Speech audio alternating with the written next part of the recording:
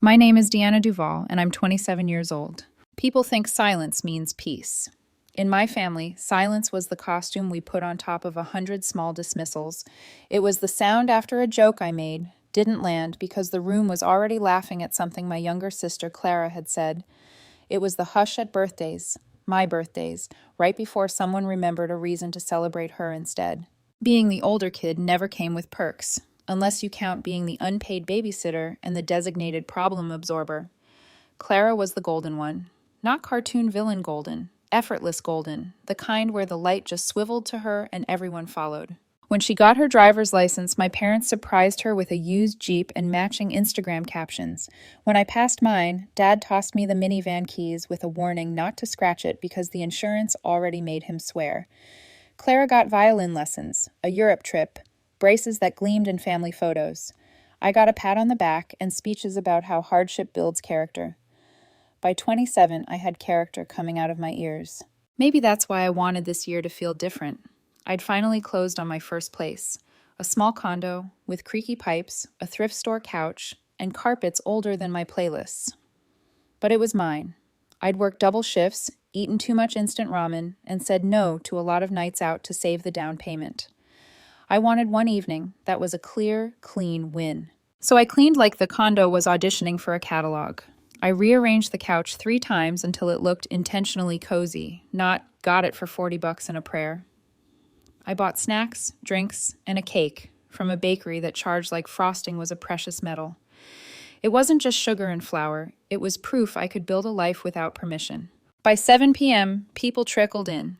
Dad with his "I'm too busy for this" face, Mom narrating my decor choices like she was hosting a reality show. Aunt Linda arrived, pearl clutching and perfume first. I kept glancing at the cake, counting candles. 27. Imagining a moment where I'd light them, and, maybe for once, every pair of eyes would turn to me. Then Clara swept in, and the air shifted. In her arms, a golden retriever puppy, all soft paws and bewildered majesty. The room dissolved into squeals. Mom nearly dropped her purse. Dad crouched on my floor, cooing like he'd discovered buried treasure. Even Aunt Linda, who usually treated dogs like contagious diseases, was on the rug, kissing its nose. "Isn't he gorgeous?" Clara beamed, hoisting the squirming fluff like Simba on Pride Rock. The room erupted. My lighter hovered over the unlit candles. I smiled and told myself it was fine. The puppy was cute. Puppies are meteor showers. People look up. This could still be my night. 10 minutes slid by. Then 30.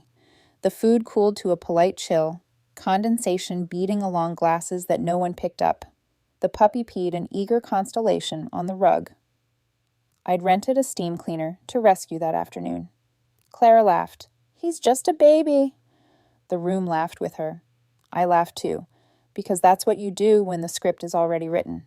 I joked. When the puppy stole a piece of cheese off the charcuterie board I couldn't truly afford. I laughed when Aunt Linda filmed the dog licking Dad's ear. Every minute, something inside me tightened, like I was cinching a belt around a bruise. The birthday song eventually happened, if you can call it that, half mumbled over the puppy's theatrical howling. One pity slice of cake wandered onto a plate. By 10, the guests drifted out, carrying puppy treats and selfies with Clara, while my cake sat heavy and untouched, candles still a neat, unlit skyline. When the door closed behind the last back pat and air kiss, the silence pressed in. Not peaceful. Hollow.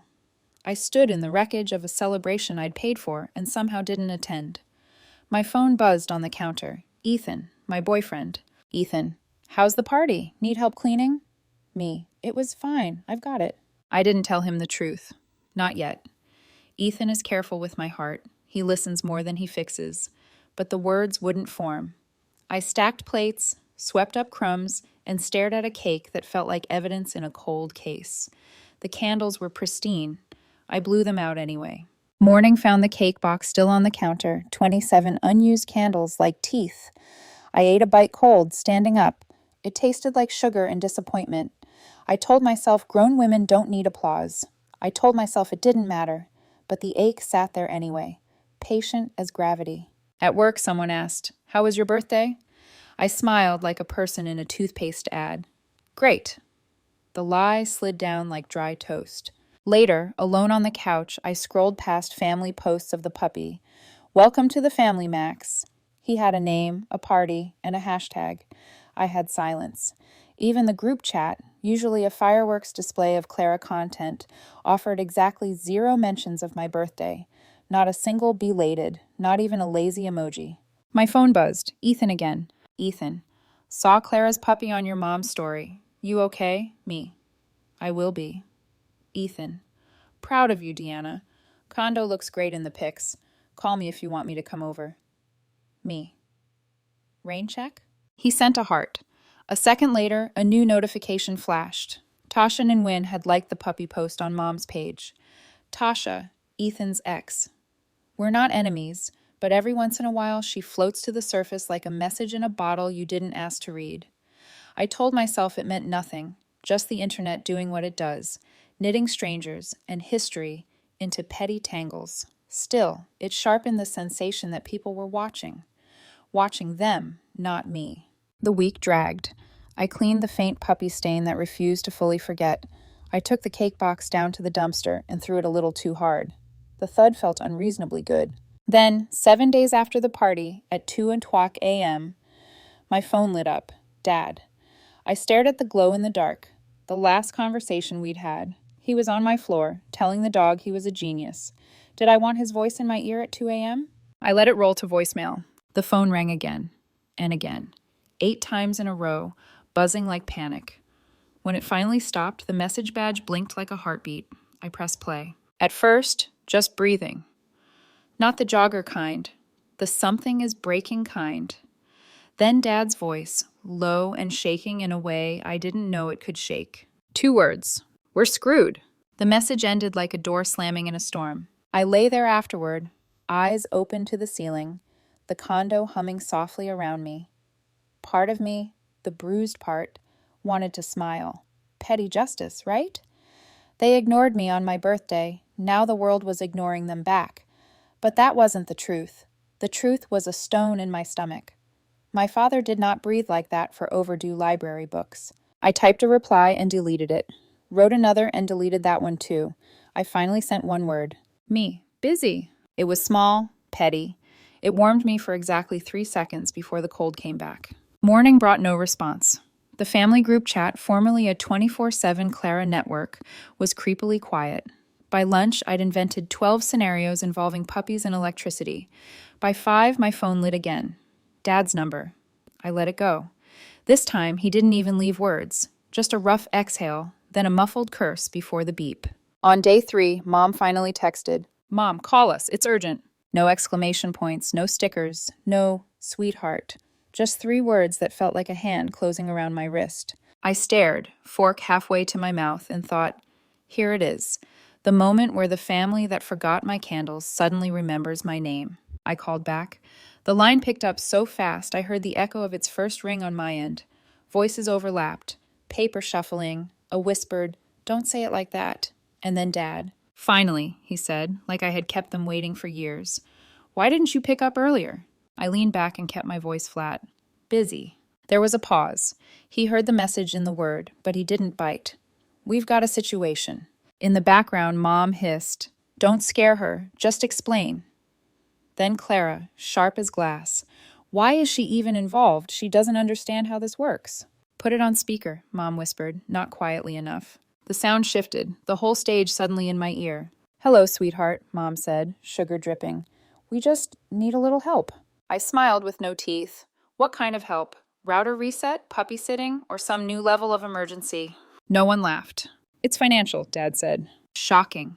A family emergency with a $sign. Who could have guessed? I thought you were doing fine, I said, letting the sarcasm skim the surface. Judging by the puppy's monogrammed leash and organic treats. It's not about the dog, Mom cut in. It's bigger. Some paperwork has come up. Complicated paperwork. And your name is on it. Clara snapped. She has the best credit. That's all this is. The room in my ear went still, a theater waiting for the first line. I didn't raise my voice. My name is on what exactly? Don't take that tone, Dad barked, reverting out of panic to something familiar. We'll explain when you get here. This is better in person. I looked at my small, tidy condo. The rug, finally neutral. The cake gone. The quiet, mine. I thought of a puppy, hoisted like royalty, of 27 candles that never burned, of a voicemail that tasted like metal. Fine, I said. I'm coming. But if you're going to dump a crisis in my lap, put coffee on. Dad exhaled, relief or victory or both. Good, see you soon. He hung up before I could change my mind. I stood, grabbed my keys, and caught my reflection in the microwave door. Tired, yes, but steady. My phone buzzed. Ethan. Everything okay? Me. Family thing. I'll call you later. Ethan. Remember, don't sign anything. Ask for copies. I'm here. I slipped the phone into my pocket. Outside, the late afternoon held its breath. I locked my door and walked to the car. For the first time in a long time, I didn't know if I was driving into a conversation or a trap. Driving back to my parents' house felt like stepping into a time capsule I didn't ask to open. The same manicured lawns, the same neighbors waving too eagerly, like we were still the Duvals everyone admired at block parties. But tonight, the windows were dark. The porch light flickered like a dying heartbeat. For a long moment, I sat in the car with the engine idling. I could still hear Dad's voicemail echoing, "We're screwed." Part of me wanted to turn the key off and go home, pretend the message never existed, but curiosity is a cruel magnet, and guilt, even worse. When I finally stepped out, the cold air hit me like a dare. Before I even knocked, the front door swung open. Mom, Elaine Duval, stood there, her face pale and stretched thin. "Oh, thank God you're here," she whispered, gripping my arm like I was the rescue team. Inside, the air smelled like burnt coffee and old tension. The dining table was buried under stacks of papers and folders, bills, envelopes, scattered pens, like a crime scene for accountants. Dad sat at the head, shoulders slumped, muttering into his phone. His other hand tapped the table in quick, restless bursts. Clara sprawled across the couch, scrolling her phone like this was all background noise. When she finally looked up, her smirk hit first. "Took you long enough," she said, without even pretending to stand. "Nice to see you too," I shot back, dropping my keys onto the counter. Dad ended his call and rubbed his temples. "Sit down, Deanna. We need to talk." I took the chair opposite him, crossing my arms. "You said that already. How about what we're talking about?" Mom sat beside him, voice trembling just enough to seem rehearsed. "Sweetheart, you know we wouldn't drag you into anything if it wasn't serious." "Translation?" I asked. "You messed up, and somehow my name got mixed in?" Clara rolled her eyes. "Oh, please, you're always so dramatic."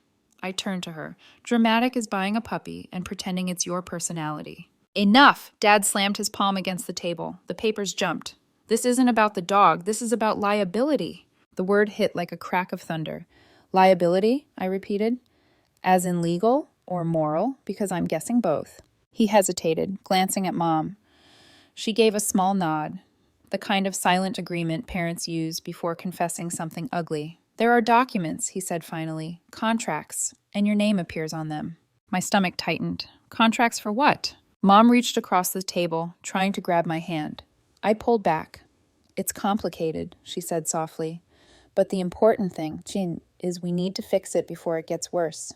"Too late for that," Clara muttered. "It already is worse." I looked at all three of them. Dad red-faced, Mom blinking through tears, Clara pretending not to care, but fidgeting anyway. And in that instant, I knew. They weren't just in trouble. They'd dragged me into it. I leaned forward, voice steady but cold. "You're going to explain exactly what you did. Start from the beginning." Dad exhaled, rubbing the bridge of his nose. "Fine. You want the truth? It's a loan. A mortgage." My heart thudded. "A what?" "For the house Clara wanted," he said, slower now. "The bank wouldn't approve it without a stronger credit history. So, we put your name on it." For a second, everything went quiet except the sound of blood in my ears. "You what?" My voice came out half a whisper, half a threat. "You used my name?" Mom winced. "Don't make it sound ugly. It's still family property. We all benefit." I laughed, sharp and hollow. "I don't live there. I don't even get invited for dinner. How exactly am I benefiting?" Clara finally chimed in, arms crossed. "It's not that big of a deal. You've got better credit than all of us combined. That's why Dad—" "Clara," Dad snapped, but the damage was done. I pushed away from the table, pacing now. "You couldn't be bothered to light a single candle for me, but you had no problem lighting up a $500,000 mortgage with my name on it? It's not 500,000, Clara muttered. It's 470. Oh, I said, laughing again. That makes me feel so much better. Dad slammed the table again. Enough. We're family. We needed help. You were the only option. Funny, I said. I'm never the option for good things, never for vacations, or praise, or even a piece of cake. But when it's debt, suddenly I'm the golden ticket. Mom's tears finally broke. You don't understand how hard it's been. Your father's hours got cut. My business is barely staying afloat. Clara deserves a start. Deserves? I cut her off, my voice shaking. I work 2 jobs to afford my condo. Clara gets a puppy and a $470,000 house, and I'm the one who gives her a start. No one answered. For the first time, Clara's mouth stayed shut. I stared at them all. Every unfair birthday, every forgotten milestone slamming back into me like waves. You didn't just sign papers, I said quietly. You signed me away. Dad looked furious. Watch your tone. We did this for the family. No, I said, meeting his eyes. You did it for yourselves, and you did it behind my back. The silence stretched. Even the clock on the wall seemed to stop ticking. Then Clara whispered, almost too quietly to hear, We thought you'd never find out. Those 6 words broke something in me. They hadn't planned to tell me. Not ever. If Dad hadn't panicked at 2 a.m., I'd still be sitting in my condo, blissfully unaware that my future was glued to their bad decisions. I shoved the stack of papers toward them. Unbelievable. Dad stood, voice low and trembling with anger. You're being ungrateful. We did what we had to do. If you walk away now, the bank will come for all of us. I stepped closer. Then maybe it's time they did. Because the first thing I'm doing tomorrow morning is calling the bank myself. I'm reporting everything. Mom gasped, eyes wide. Deanna, you wouldn't. I met her gaze, calm now, almost eerily. Watch me. For once, no one spoke. No guilt trips. No tears that could rewrite the story. I turned, grabbed my coat, and walked to the door. Clara's voice cracked behind me. It's just paperwork. Family helps family. I stopped at the doorway and looked back. Family doesn't forge family. The door closed behind me, and the sound felt like a final verdict. In my car, I sat gripping the wheel, shaking, not from fear, but from clarity. All those years I'd been the quiet one, the dependable one, the one they assumed would always forgive. But tonight, they learned something new about me. The girl they ignored on her own birthday had finally learned how to say no. Sleep never came that night. I sat on my couch in silence, staring at the glow of the city through the blinds. My phone buzzed every few minutes. Missed calls from Dad, texts from Mom that started with, "We can explain," and ended with, "Please don't do anything rash." Rash? They'd used my name on a $470,000 mortgage without consent, and I was the one being dramatic. By sunrise, I'd already decided I was done being their safety net. At 8 sharp, I called Ethan. He picked up on the first ring, voice still heavy with sleep. Deanna, what happened? I took a breath. You know that voicemail from my dad? It's worse than I thought. They bought a house for Clara and used my name as the cosigner. There was a pause long enough to make me think the line dropped. Then Ethan said quietly, That's identity fraud, D. I know. What's your next move? I'm calling the bank. Good. But do it right. Document everything. Dates, times, emails, screenshots. Don't talk to them again without proof. His calm steadiness was the only thing keeping me from shaking apart. After hanging up, I gathered what I had. Photos of the documents, a note of the date Dad called, screenshots of Mom's texts. The more I collected, the sicker I felt. Their signatures were right there next to my typed name, like I had been a willing accomplice. At the bank, the representative's polite smile faded fast. Miss Duval, she said, scanning her screen. You're listed as the primary borrower. I blinked. That's impossible. I never signed anything. She frowned. We have digital authorization under your email. My email? I leaned forward. What address? She turned the monitor slightly, and there it was. dduvalhome@gmail.com. My stomach turned. That wasn't mine. Someone had made a fake account, using my name. I swallowed hard. I need to file a fraud report immediately. The woman nodded, tapping the keyboard. We'll start an internal investigation. You'll receive confirmation within 24 hours.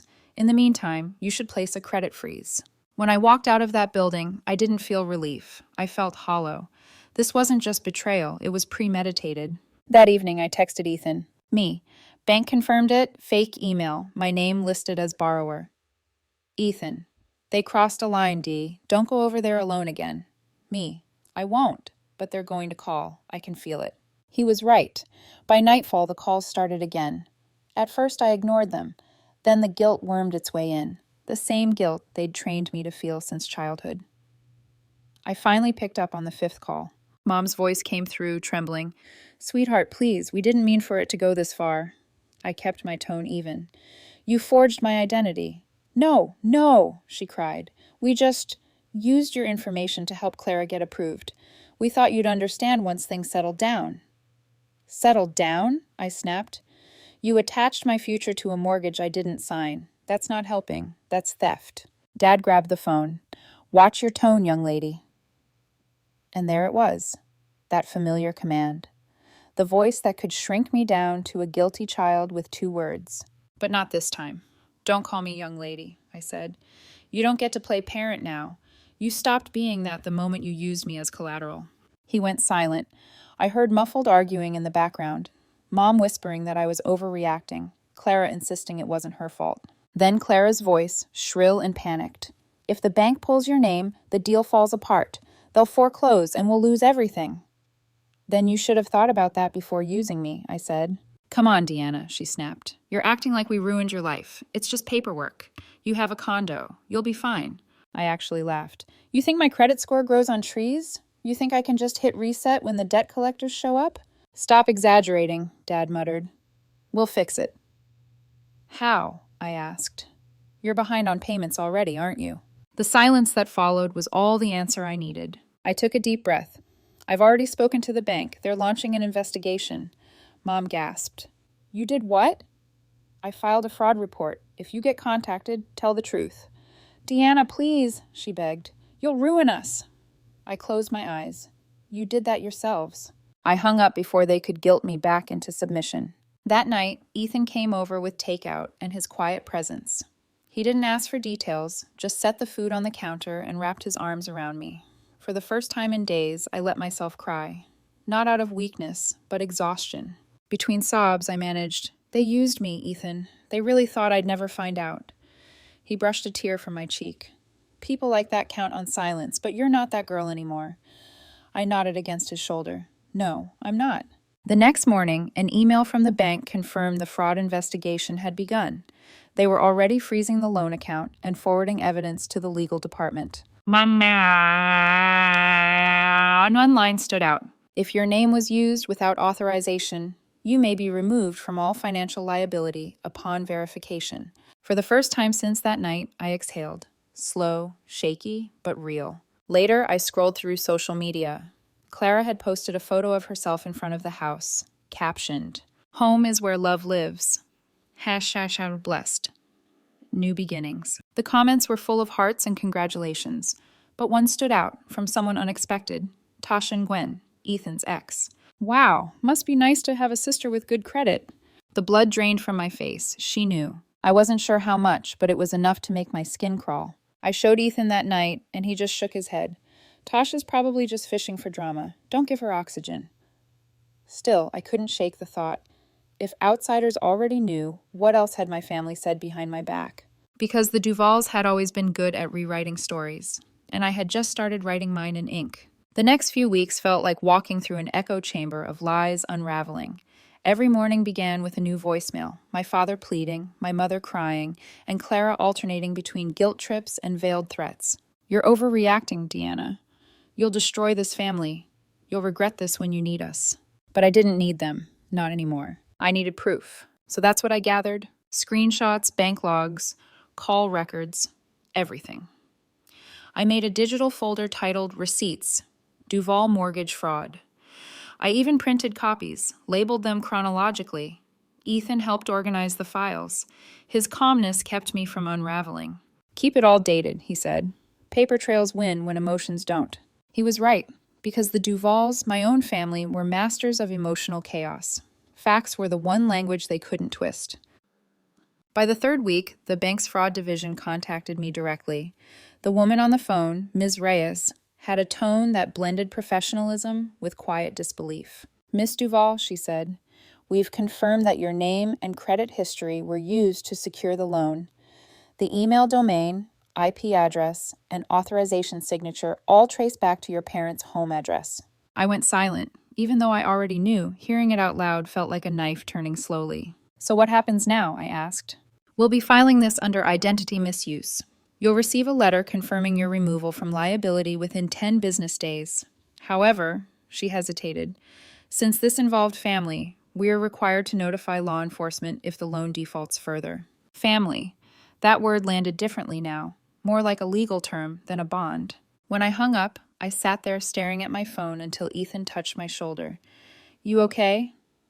"I think so," I said quietly, "but it's about to get ugly." That night, Dad showed up at my condo. No call, no text, just the pounding of his fist against the door until the hinges rattled. I didn't open it. He started shouting through the wood, voice thick with panic. "Deanna, open up! You don't understand what you've done." Ethan, who had been sitting on the couch, stepped toward the door. "You should leave," he said, loud enough for my father to hear. Dad's voice dropped, dripping venom. "Oh, I see. The boyfriend's here now, telling you what to do?"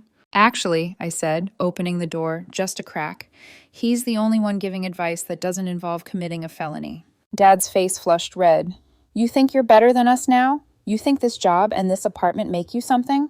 "No," I said, "but they make me mine." He took a step forward, but Ethan shifted his stance, solid as a wall. "Don't," Ethan said. "Not tonight."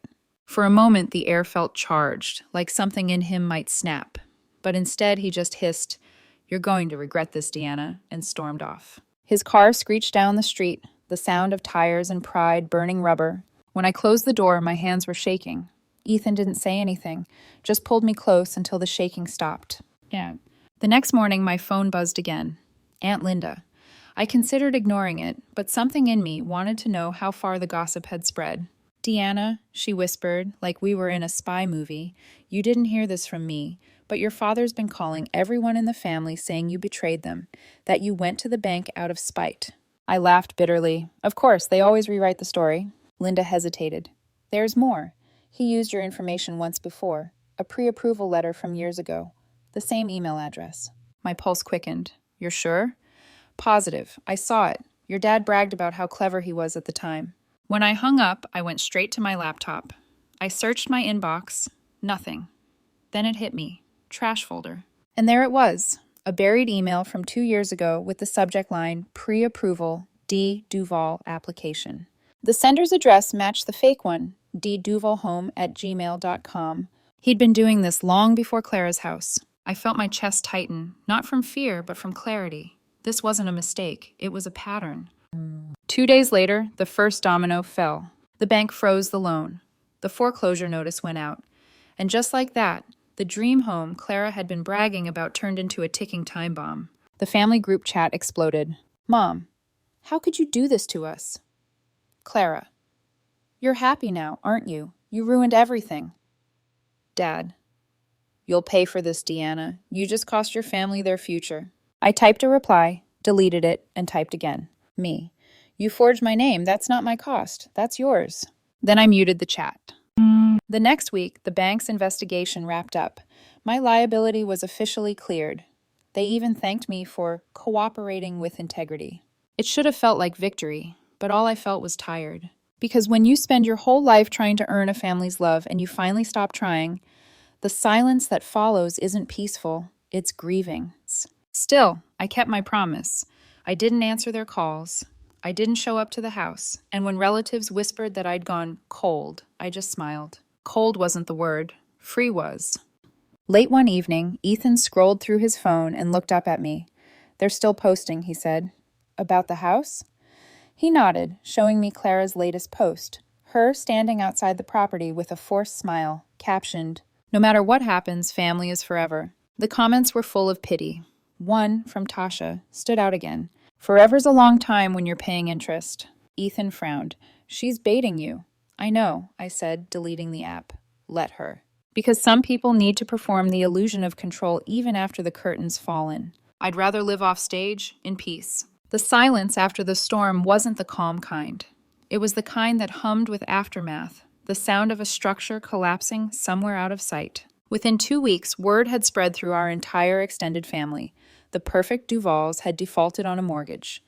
Clara's shiny dream house was under foreclosure review, and the neighbors who used to envy them now whispered at the grocery store. And me? For once, I wasn't part of the cleanup crew. I had receipts, I had peace, and most importantly, I had distance.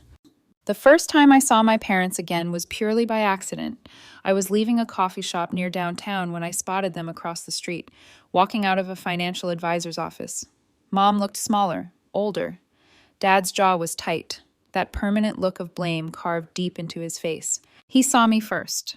For a moment, we just stood there, the traffic between us loud enough to swallow the 1,000 unspoken things hanging in the air. He lifted a hand like he might wave, but I turned away. No anger. Just boundaries.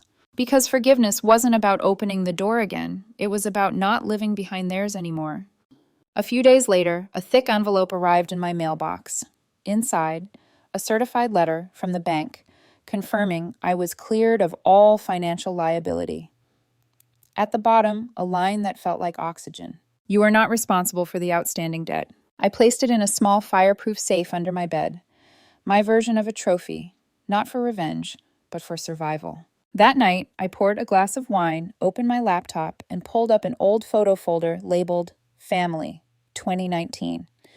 There we were, Clara in her graduation gown, Mom and Dad beaming beside her, and me, half cropped at the edge of the frame. It didn't hurt anymore. It just looked like what it was, a family portrait with a missing center. 2 weeks after the foreclosure went public, my Aunt Linda called. Her voice was full of the kind of reluctant sympathy people reserve for tragedies they secretly predicted.